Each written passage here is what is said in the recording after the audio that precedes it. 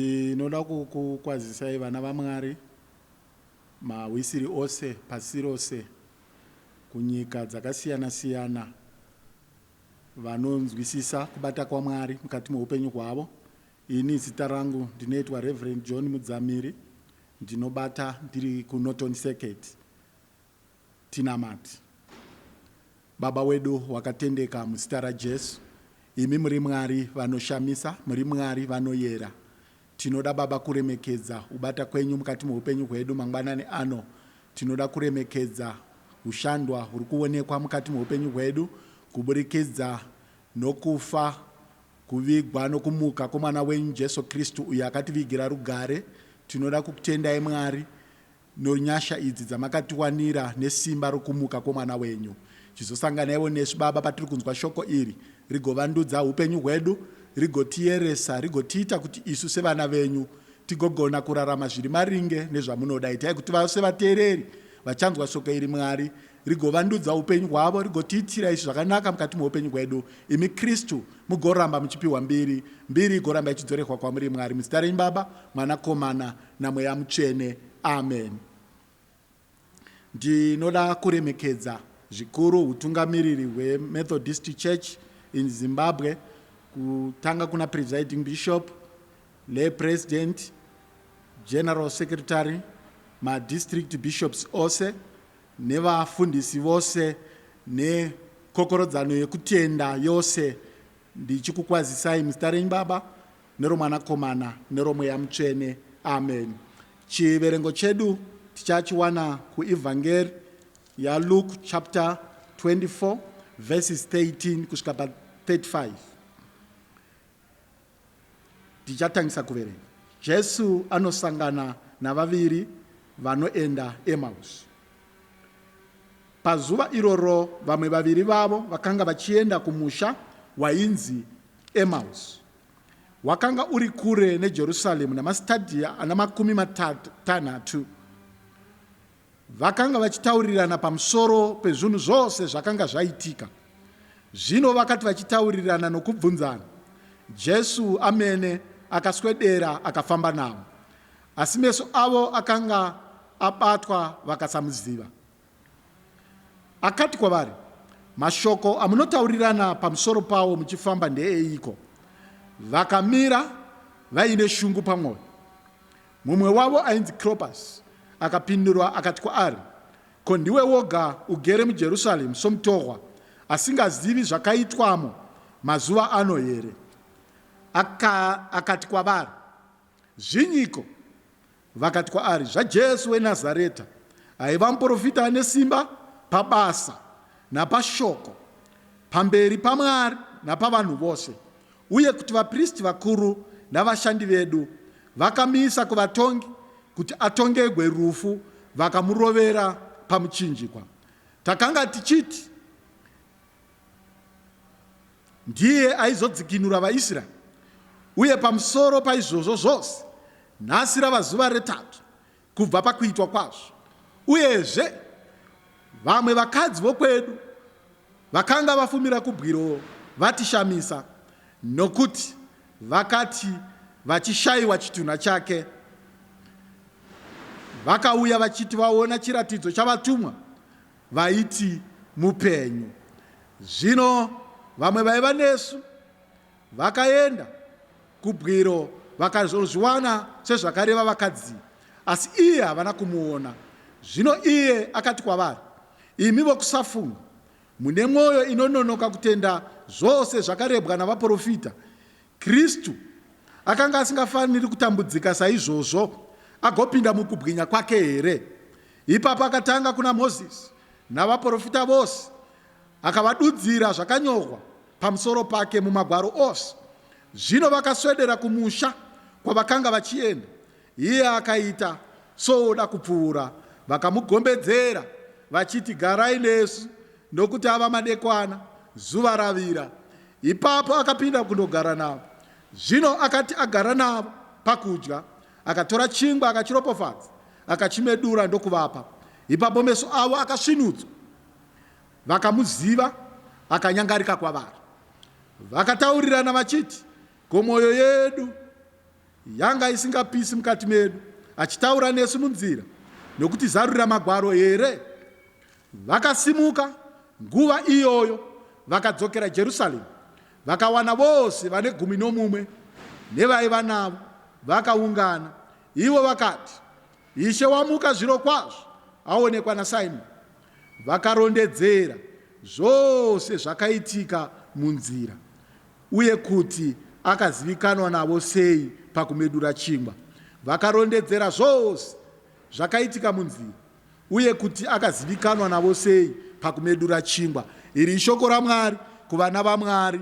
Ngaritisimbise rigotiropofadza nhasi nokusingaperi. Amen. Mumazuva apfuura takanga tiri munguva yekurangarira yeEaster, kurangarira kufa, kuvigwa nokumuka kwomwanakomana wa Mwari, Ishe wedu Jesu Kristu. Ivo Kristu vari kupfuurira mberi nebasa rokuzviratidza kuvadzidzi. Pataverenga, Ruka anonyora nyaya iye oga. Ndiye oga anonyora nyaya yevadzidzi vanosangana naJesu vachienda kumusha weEmaus, kuratidza kuti varume ava vakanga vachienda kumusha weEmaus. Ruka paari kunyora ari kuratidza kuti takaita sei, tiri vanhu vakaita sei, asi Jesu anovhura meso edu kuti tivaone kuti vakaita sei, uye kuti tizive Jesu. Rwendo rwokuenda kuEmaus tinohutora as a spiritual journey iri kufambwa nomwana waMwari. Inotaura pamusoro pevadzidzi vaJesu vari kukurukura nyaya yaKristu akaroverwa pamuchinjikwa, vari pahwendo hwokuenda Emmaus. Musha weEmaus wanga uri 7 miles from Jerusalem. Norumwe rutivi nyaya iyi inobudisa pachena rwendo rwedu rwokusaziva Jesu nokusanzwisisa zvakanyorwa mumagwaro pamusoro pake. Vadikani, ndinoda kugoverana nemi nemusoro unoti Jesus opens our eyes. Jesus opens our eyes. Jesu vanovhura meso edu. Hama dzangu, ndibatsire kuona izvi tichifarira kumuka kwa Kristu. Ndinoda kuti tione zvinhu zvina zvatinowana pataverenga nyaya iyi. Mune zvinhu zvina zvandinoda kuti tigenge tichidzidzisana nokubatsirana nokujekeserana. Mwari vari mubatsiri wedu. Zviri kubuda munyaya iyi. Chokutanga, Jesus seeks us. Jesus seeks us. Jesu vari kutitsvaka. Vadzidzi ava vaiziva Jesu, vaimuziva, vakambofamba naye, asi pagwendo uku havana kugona kumuziva. Vaiziva zvakawanda pamusoro pake, vakaona zvakawanda zviratidzo zvaakaita, vakanzwa nezvake nguva zhinji, asi havana kugona kumuziva pavakasangana naye vachienda Emmaus. Sei vasina kumuziva? Ndinoda kuti tinzwisise kuti sei vadzidzi vasina kugona kuziva Jesu.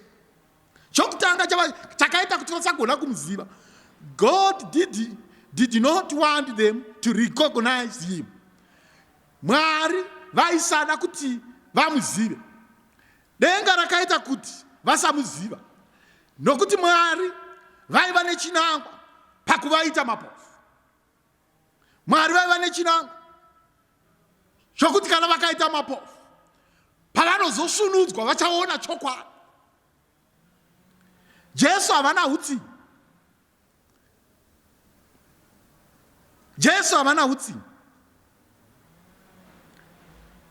asi vanoda kuzviratidza nenzira inoita kuti vana vaMwari vagosara vaine zvokwadi yeshoko raMwari.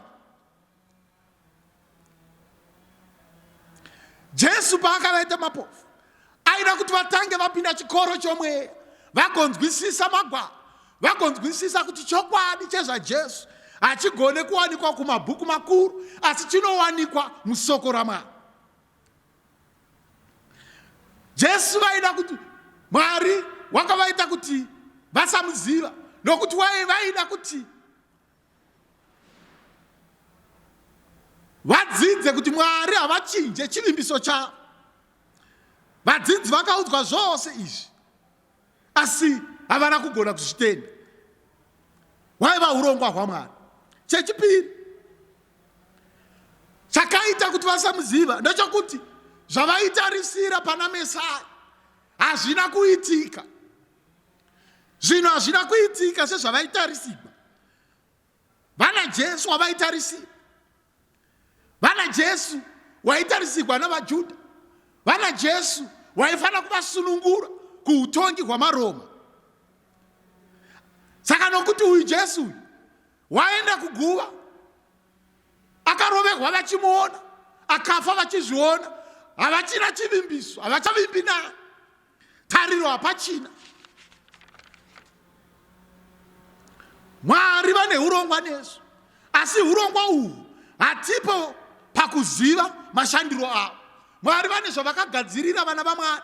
Dzimwe dzenguva unogona kuzvibvunza kuti sei zvisina kufamba sezvandichitarisira. Aiwa, Mwari vane mashandiro avo, vane zvavakagadzirira vana vaMwari. Hazvifambi sokuronga kwavo, zvinofamba sokuronga kwaMwari.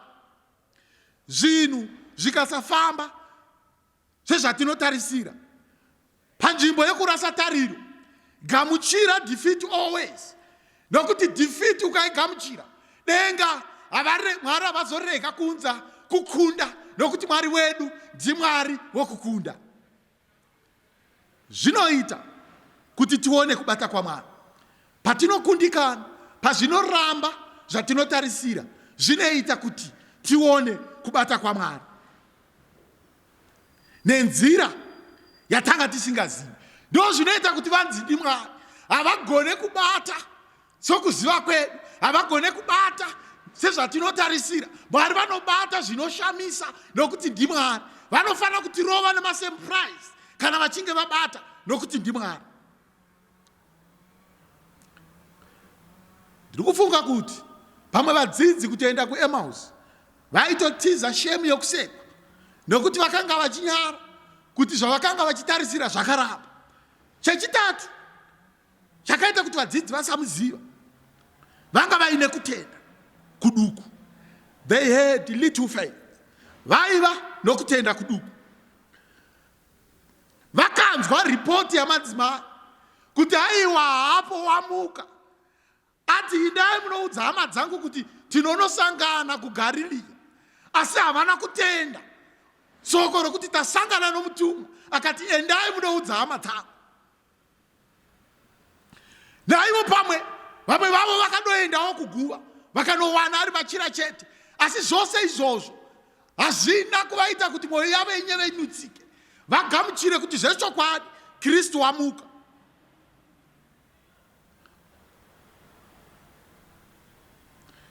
Sokufunga kwavo vaiti kufa ndiwo magumo, death is the end, hakuna anopfuura beyond death, asi Kristu wamuka. Saka little faith, kutenda kuduku kwakavaita kuti vasamuziva. Zvokuti Mwari vamutsa Kristu hazvimo mupfungwa dzavo. Havana kumbenge vakazvitora nemwoyo yakaperera, ndo zvakaita kuti vasamuziva kuti Kristu wacho ndiani. Muupenyu hwanhasi mudikani chenjera kudzokorora mistake zvokuti Mwari vaita woramba nokuti wakoniwa kuzviwisisa. Kana wakoniwa kuwisisa mabatiro aMwari, gamuchira somwana waMwari nokuti ndiMwari. Havagone kunzwisiswa nomunhu nokuti ndiMwari. Vadzidzi ava vaiziva kuti pane zvaitika, asi zvaiva beyond their level of faith to see things as they truly were. Vanga vasingagone kuzviona nokuti zvanga zviri beyond their faith. Vanga vaine kutenda kuduku, havaigona kuwisisa kuti izvi zvaitwa naMwari, ende zvaitwa naMwari hatigone kumhezha standard yemaoperatiro edenga nokuti ndiMwari.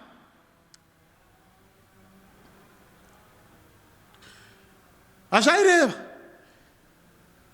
kuti vaiziva nezvaJesu, hazvaireva kuti vaimuziva iye Kristu wacho, havana kugona kumuziva. Hazvaireva kuti zvavakambomuona, havana kugona kunzwisisa kuti zvavaimuona vaimuona sani muupenyu hwavo. Vanhu vakawanda nhasi vanoziva kuti Jesu ndiani, vakanzwa nezvake, vakaverenga nezvaJesu, vanoshandisa zita rake, vamwe vachiratidza kuti vanomuziva vachiita mashiripiti makuru, asi vakamuona havamuzive. Nemhaka yei vachiti vakamuona vasingamuzive? Nokuti vane kutenda kuduku. Pavanokundikana vanorejecta Kristu, nokuti havadi defeat, havadi maoperations edenga, nokuti patinokundikana, pazvinoramba kuitika sezvatinotarisira, denga rinenge richigadzira ngoma yaro inoti kana yoridzwa iri pakati pebasa haibvaruke, nokuti ndiwo mashandiro aMwari.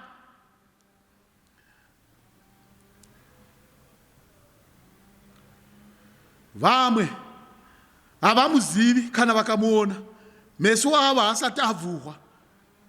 Kumuziva ndio upenyu, anotida. Toimba kuti dondipa meso ndione pauzuru kudenga. Haugone kumuziva kana meso asati avhurwa. Chechipiri, Jesus opens our eyes. Jesu vanotivhura meso. Verse 27 panoti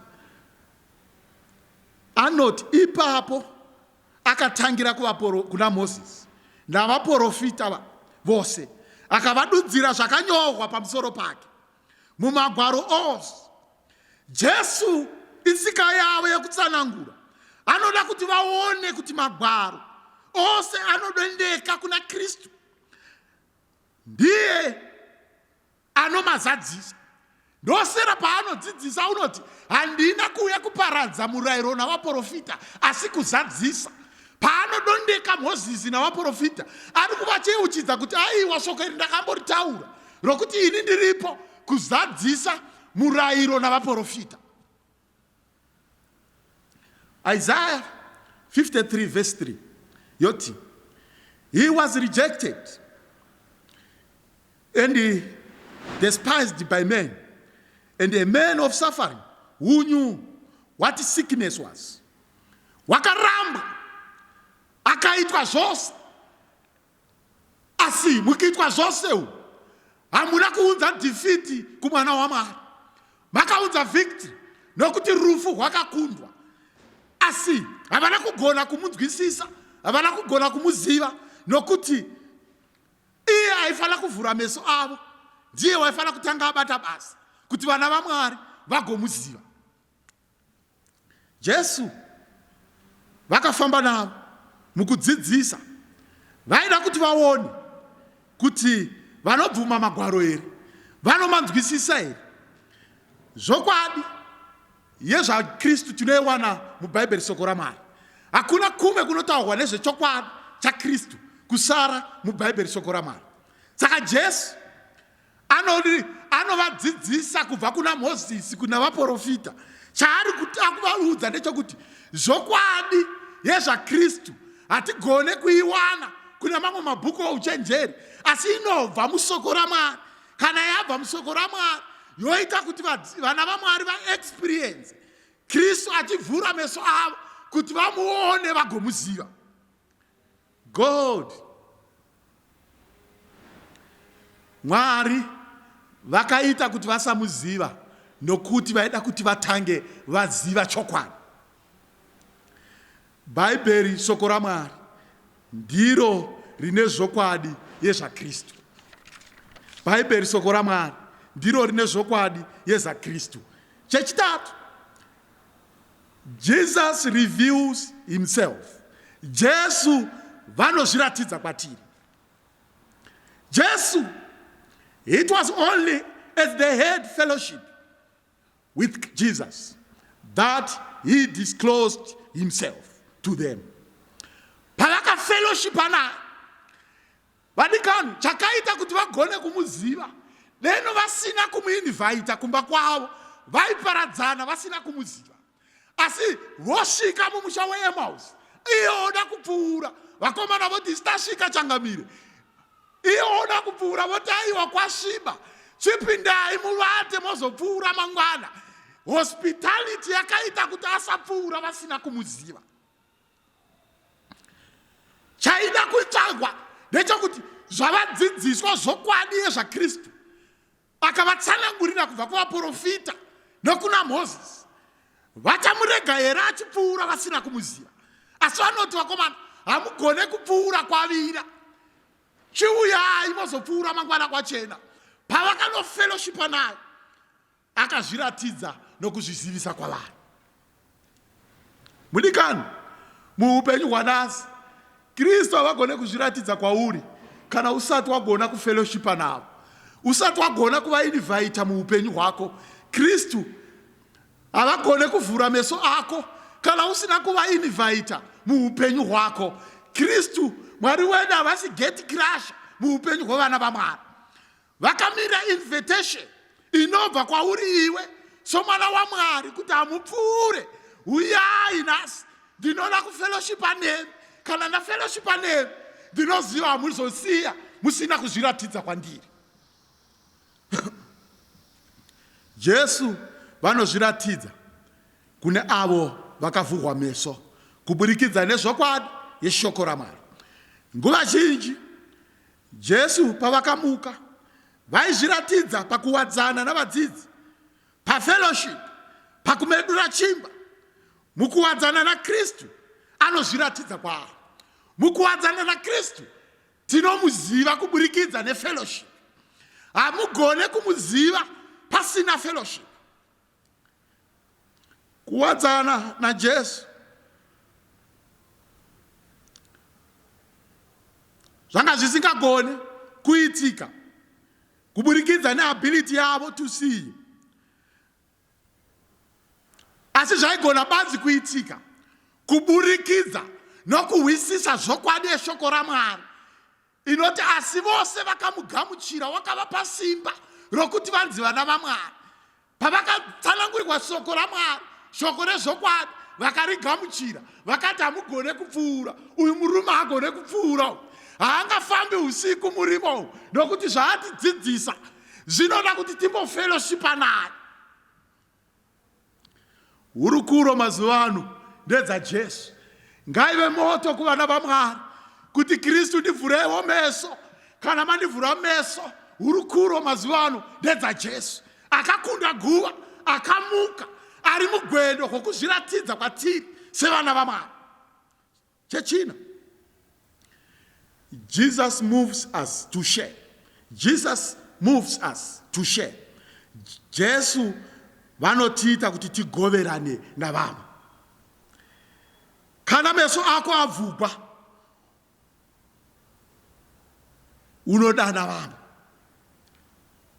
Kana meso ako avhugwa, unodana vamwe kuti vamwe vavhugwewo meso avo. Kana meso omwana waMwari avhugwa, haagari negood news dzemeso avhugwa oga, anosheya navamwe kuti vagomutsvaga, vagonzwisisa kuti mufellowship naye tinomuziva.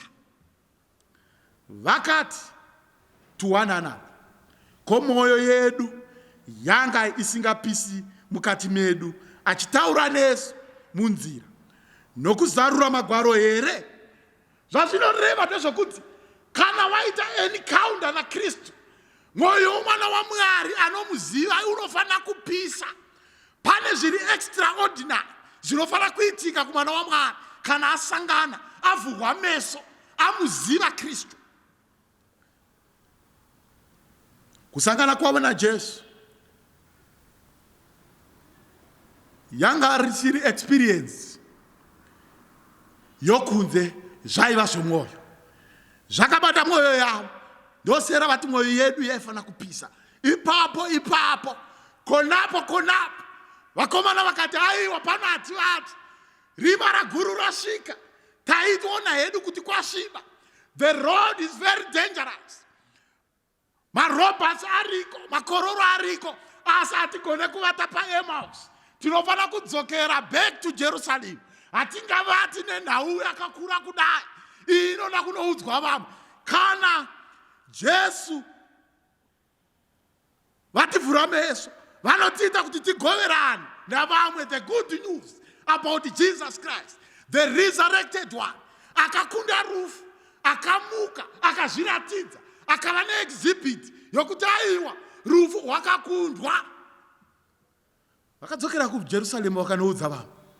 The very hour, dark as it was, late as it was, dangerous as the road was, vakadzokera Jerusalem.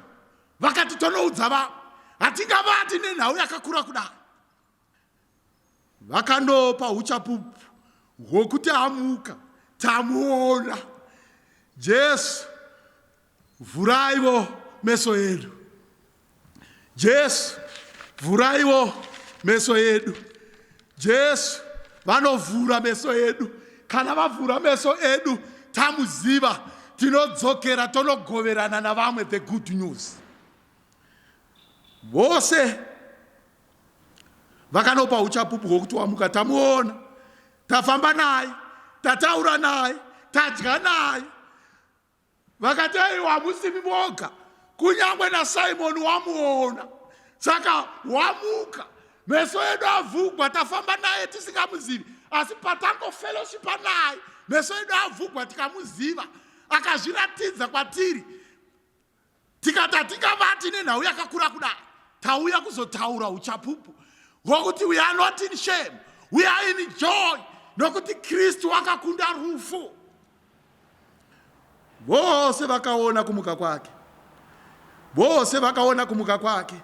Ngavagoverane navamwe, ngavagoverane navamwe, nokuti Jesu vanovhura meso edu kuti tione. Kana vavhura meso edu, vanotiita kuti tigoverane nevamwe the good news. Vakaropofadzwa vanotenda kunyangwe vasina kuona. Jesu vanodaro kuna Thomas, vadikani, mukupedzisira, unomuziva here Jesu?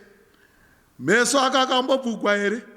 Uzive zvaari nezvaakakuitira muupenyu. Tiri munguva ino, vamwe takahwirwa muzvigwere zvinotyisa, takaudzwa zvigwere zvina mazita makuru. Vana chiremba vakati chakadai tisati takambochiona. Asi nhasi meso edu avhugwa kuti timuzive Jesu. Unomuziva here nezvaakakuitira? Unogona here kupa testimony yokubata kwaMwari mukati meupenyu hwako? Une fellowship here? Uri kuwadzana naye here? Anogona here? Unogona here kumuinvite muupenyu hwako ugomuziva, mugofamba naye, mugotaura naye, ugonoudza vamwe kuti aiwa ndataura naye, ndafamba naye, ndadya naye.